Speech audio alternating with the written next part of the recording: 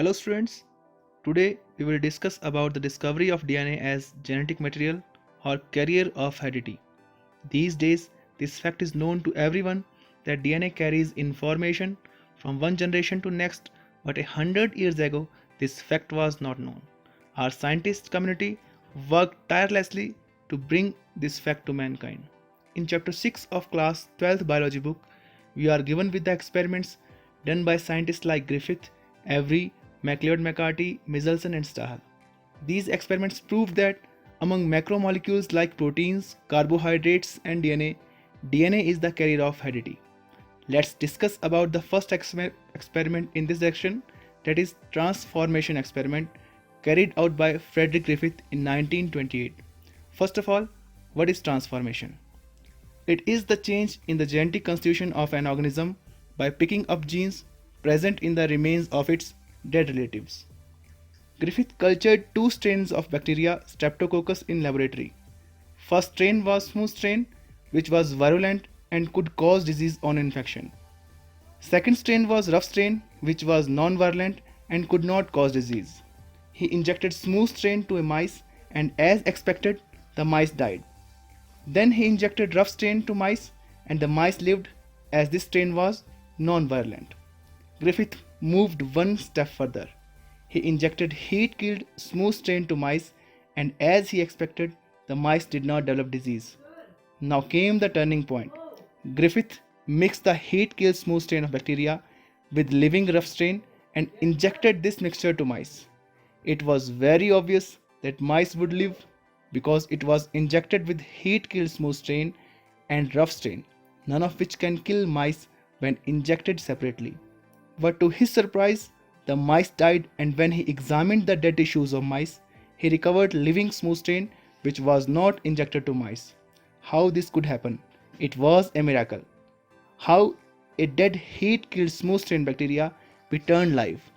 Griffith concluded that living rough strain bacteria had somehow transformed by heat-killed smooth strain bacteria. He concluded that there must be some transforming principle that turned rough strain to smooth strain, but it was not clear that whether this transforming principle is protein, carbohydrate, DNA or RNA. We will check out this in our next lecture with the help of experiment done by Avery, MacLeod and McCarty, which was also known as biochemical characterization of transforming principle. So the journey to find carrier of heredity is still on. Griffith did a great experiment in which he concluded that there must be a transforming principle which transformed rough strain of bacteria to smooth strain. But the problem is he was not sure whether it is carbohydrate, protein or DNA. The answer to this question was given by an experiment done in 1944 by Avery, MacLeod and McCarty. This experiment is known as biochemical characterization of transforming principle. These scientists purified biochemicals from heat-killed smooth strain to see which one particularly could transform rough strain to smooth strain. They separated biochemicals into three groups, that is carbohydrate, proteins and DNA. Then each component was added to one separate culture tube containing rough strain of bacteria. The first culture tube in which carbohydrates were added showed no transformation and no smooth strain was detected. The second culture tube in which proteins from smooth strain were added also showed no transformation. The third culture tube in which DNA was added showed transformation and living smooth strain bacteria was recovered. In this way, through a brilliant experiment, these scientists proved to the world that DNA is the carrier of heredity. Another group of scientists led by Hershey and Chase in 1952 also proved that DNA is the genetic material. In the journey to find carrier of heredity, it was about clear that it is DNA which carry information. Avery, MacLeod and McCarty in 1944, through their biochemical characterization experiment, proved that Griffith's transforming principle is DNA. However, some people still doubt this fact, but in 1952, Hershey and Chase hammered their doubt with a brilliant experiment and proved again that DNA is the sole carrier of heredity. Let's discuss about Hershey and Chase experiment of 1952, which was based on transduction.